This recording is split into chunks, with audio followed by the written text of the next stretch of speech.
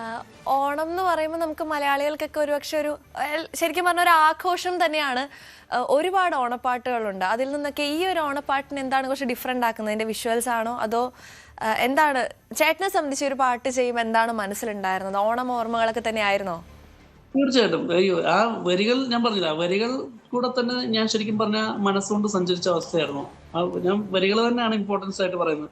ആ വരികളാണ് ഇങ്ങനെ ഒരു ഈണത്തിനും പക്ഷെ അതിന് മുകളിലായിട്ട് ദൃശ്യം ചെയ്യാൻ കഴിവുള്ള ഒരാളാണ് അഭിലാഷ്. അതുകൊണ്ട് ഞാൻ കണ്ടിട്ടുമുണ്ട് അദ്ദേഹത്തിന് വർക്കുകൾ. അപ്പോൾ ഇത് ഗംഭീരമായിട്ടുണ്ട്.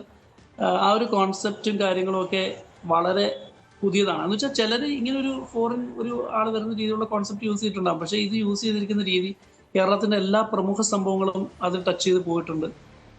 അത് എക്സെപ്ഷണൽ ആയിട്ട് തോന്നി. വീഡിയോ ഭയങ്കര ഒരു സംഭവം തന്നെയാണ് ശരിക്കും. ഇപ്പൊ ഇത് ലിഫ്റ്റ് ചെയ്യാനായിട്ടുള്ള എല്ലാ ശക്തിയും വീഡിയോയ്ക്കുണ്ട്, മ്യൂസിക്കിനെ അതെ, പോലും. തീർച്ചയായും. അതെ, ഭയങ്കര ബ്യൂട്ടിഫുൾ ആയിട്ടുള്ള വിഷ്വൽസ് ആയിരുന്നു. ശരിക്കും പറഞ്ഞാൽ ആ ലിറിക്സിനും അതിൻ്റെ ട്യൂണിനും എല്ലാം ചേർന്ന് പോകുന്ന കൈൻഡ് ഓഫ് വിഷ്വൽസ് ആയിട്ടാണ് എനിക്ക് ഫീൽ ചെയ്തത്. ഈ ചേട്ടൻ്റെ ഓണം ഓർമ്മകളിലൊക്കെ പാട്ടിന് എത്രത്തോളം സ്ഥാനമുണ്ട്? ചേട്ടൻ ചെയ്യുന്ന ആദ്യത്തെ ഓണപ്പാട്ടാണോ ഇത്? ഞാൻ നേരത്തെ ഒരു ഓണം സോങ് ചെയ്തിട്ടുണ്ട്. അതൊരു കോമ്പറ്റീഷന് വേണ്ടിയായിരുന്നു. പക്ഷെ അത് ബാങ്കിന്റെ ഒരു സംഭവം തന്നെയാണ്. പക്ഷെ ബാങ്കിന് അന്ന് ആ ഡിസ്ട്രിക്ട് ലെവലിൽ ഞങ്ങളുടെ ബാങ്ക് ഫസ്റ്റ് വരികയും ചെയ്തു. എറണാകുളം വെച്ചായിരുന്നത്. അത് വേറൊരു രീതിയിൽ അത് വേറെ മീൻസ് ഗ്രൂപ്പായിട്ട് പാടുന്നതാണ്. ഒരാൾ ലീഡ് വെച്ചിട്ടുള്ളൊരു സോങ് ആയിരുന്നു. അതാണ് ഫസ്റ്റ് ചെയ്തത്. പക്ഷേ ഇത് സ്റ്റാൻഡ് ലോൺ ടോട്ടലി ഡിഫറെൻ്റ് ആയിട്ടുള്ളൊരു എക്സ്പീരിയൻസ് ആയിരുന്നു ഇത്. മറ്റേ ലിറിക്സ് ഞാൻ തന്നെ എഴുതുന്നു. എനിക്ക് ശരിക്കും ലിറിക്സ് വേറൊരാൾ തരുന്നതാണ് എനിക്ക് കൂടുതൽ ഇഷ്ടം. ലിറിക്സ് കിട്ടി തന്നെയാണ് അതും ചെയ്യാറ്. പക്ഷെ ചേട്ടൻ നല്ലൊരു എഴുത്തുകാരൻ കൂടിയാണെന്ന് നമ്മൾ അറിഞ്ഞു. എൻ്റെ ശരിക്കും പറഞ്ഞാൽ മോസ്റ്റ്ലി മിക്ക സോങ്സും ഇപ്പോൾ സാൻസ്ക്രിറ്റ് ചെയ്ത ഹതകുഞ്ചരയും ഞാൻ തന്നെ എഴുതിയത്. ഇംഗ്ലീഷ് എല്ലാത്തിലും ഞാൻ തന്നെ മോസ്റ്റ്ലി എഴുതിയിട്ടുള്ളൂ. ആ തമിഴ് സോങ്സ് എല്ലാം ഞാൻ തന്നെയാണ് എഴുതിയത്. പിന്നെ എൻ്റെ 3-4 സോങ്സ് സുരേഷ് നാരായണൻ എന്നൊരു ഫ്രണ്ട് ഉണ്ട്, അദ്ദേഹം എഴുതിയിട്ടുണ്ട്. അങ്ങനെ കുറച്ച് സോങ്സ് ഒക്കെ വേറെ ആൾക്കാർ എഴുതിയിട്ടുണ്ട്. ഇപ്പൊ ഇത് പക്ഷേ എന്നെ സംബന്ധിച്ച് വലിയൊരു അവാർഡ് പോലെ. കാരണം ലീൻ സാർ എഴുതിയ ലിറിക്സ് എനിക്ക് ഇത് ചെയ്യാൻ പറ്റുമെന്ന് ഞാൻ ഒരിക്കലും വിചാരിച്ചില്ല.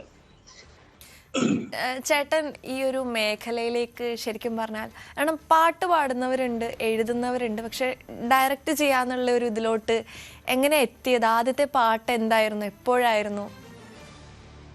ശരിക്കും പറഞ്ഞു കഴിഞ്ഞാൽ അത് AR റഹ്മാൻ സാർ കാരണം തന്നെയാണ്. കാരണം പണ്ട് മുതൽ നമ്മൾ ഈ ചെറുതിലെ ഈ മറ്റേ കാസറ്റിന്റെ ബാക്കിലൊക്കെ ഇങ്ങനെ കീബോർഡും പിടിച്ചിരിക്കുന്ന പടം കാണുമ്പോഴത്തേക്ക് ഇതെന്താണ്, ഇവരുടെ ജോലി എന്താണെന്നാണ് ആദ്യം അന്വേഷിച്ചത്.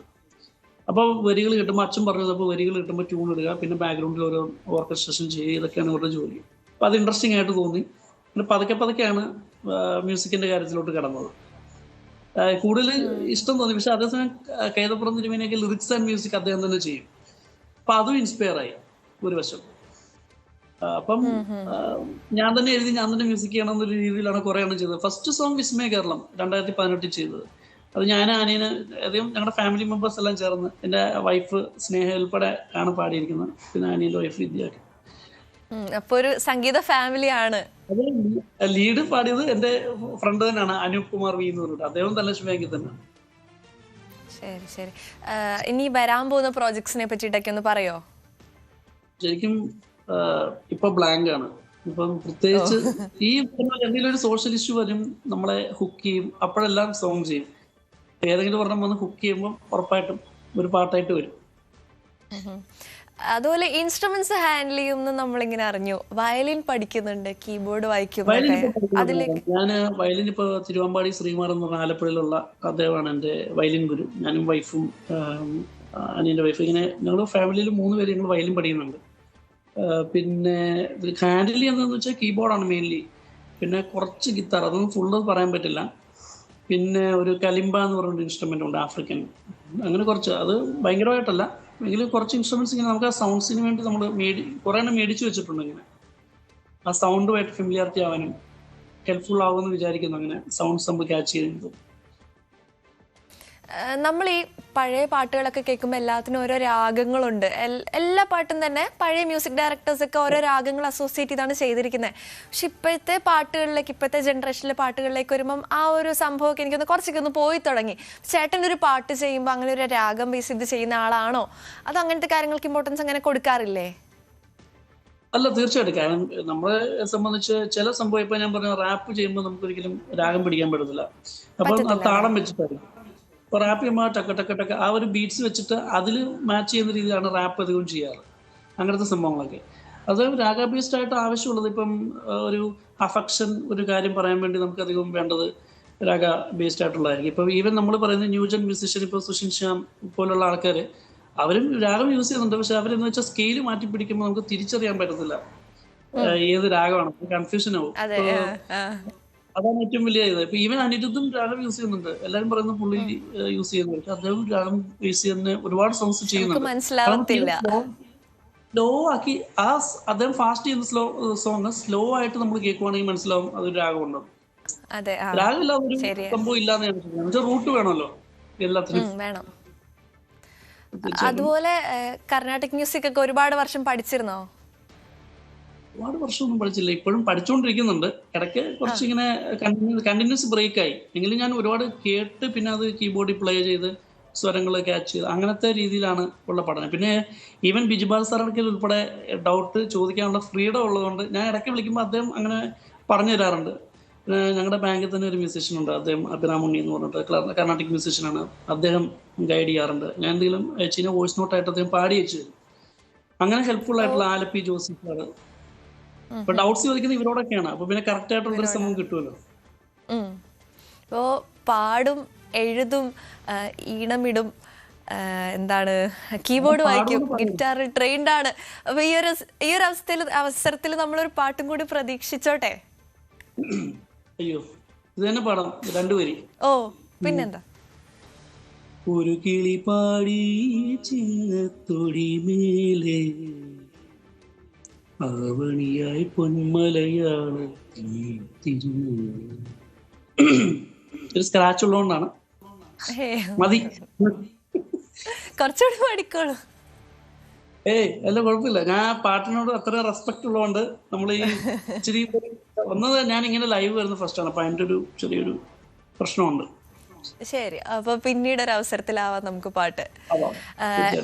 എന്തായാലും സത്യം പറഞ്ഞാൽ ഭയങ്കര നല്ലൊരു പ്രോജക്റ്റാണത്. ഒരു സാധാരണ ഒരു കൺവെൻഷണൽ സംഭവം മാറിയിട്ട് എന്നാൽ ട്രഡീഷണൽ നിലനിർത്തിക്കൊണ്ട് ചെയ്തിട്ടുള്ള ഒരു പാട്ടായിട്ട് നമുക്ക് തോന്നി. ഈ ഒരു അവസരത്തിൽ ഞങ്ങൾ ന്യൂസ് 18 പ്രേക്ഷകരുടെയും നമ്മുടെ ചാനലിന്റെയും എല്ലാവരുടെയും ഭാഗത്തു നിന്ന് ഒരുപാട് നന്ദി പറയാണ്. ഭയങ്കര നല്ലൊരു പ്രോജക്റ്റാണ്. ഈ ഒരു ഓണപ്പാട്ട് ഹിറ്റ് ആവും എന്ന് തന്നെ നമുക്ക് പ്രതീക്ഷിക്കുന്നു. ഓപ്പർച്യൂണിറ്റി എനിക്ക് വന്നതിന് ഞാൻ ആദ്യം നന്ദി പറയുന്നു. കാരണം അങ്ങനെ ഒരു സംഭവം എന്നിലേക്ക് എത്തിച്ച അഭിലാഷിനും പിന്നെ ലീൻ സാറിനും പിന്നെ ഇപ്പൊ സജീവ് സാർ ഉൾപ്പെടെ നിങ്ങളുള്ള എല്ലാ ടീം അംഗങ്ങൾക്കും നന്ദി ഞാനും പറയുന്നു. Thank you. ഈ ഒരു അവസരത്തിൽ ഇനിയും ഒരുപാട് നല്ല പ്രോജക്ട്സ് വരട്ടെ. ഭയങ്കര ഹിറ്റായിട്ടുള്ള ഒരു മ്യൂസിക് ഡയറക്ടർ തന്നെ ആവട്ടെ എന്ന് നമ്മൾ ഇപ്പോഴേ ഹിറ്റാണ്, പക്ഷെ നമ്മുടെ കൈ നിൽക്കാത്ത ലെവലിലേക്കൊക്കെ വളരട്ടെ എന്ന് ഞാൻ ആശംസിക്കുകയാണ് പേഴ്സണലി. ഇനിയും എവിടെയെങ്കിലും നമുക്ക് കാണാം. പിന്നെന്താ, ഈ ഒരു പാട്ട് ഒന്നും കൂടി നമുക്ക് കേട്ടിട്ട് നമുക്ക് അടുത്ത ആളുകളിലേക്ക് നമുക്ക് പോവാം സർ.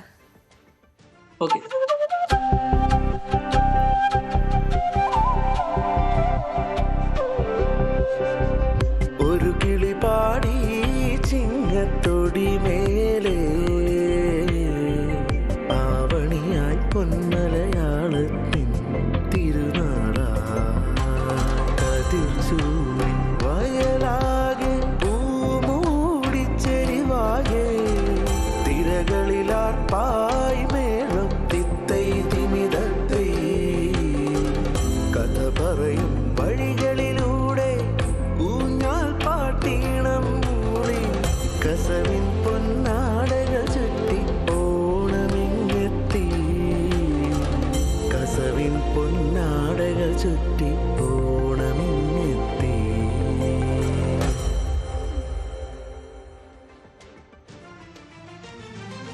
ന്യൂസ് 18 ഈ വർഷത്തെ മനോഹരമായ ഓണപ്പാട്ടാണ് നമ്മൾ കേട്ടത്. നമ്മുടെ കൺസൾട്ടിംഗ് എഡിറ്റർ ലീൻ ബി ജസ്മസ് ആണ് വരികൾ എഴുതിയിരിക്കുന്നത്.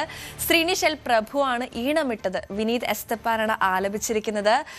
അതുപോലെ ഞങ്ങളുടെ ഡെപ്യൂട്ടി ക്രിയേറ്റീവ് ഡയറക്ടറായ SA അഭിലാഷ് കുമാറാണ് ഇത് AI യൂസ് ചെയ്ത് ഇതിന്റെ വിഷ്വൽസ് ഒക്കെ ഒരുക്കിയിരിക്കുന്നത്.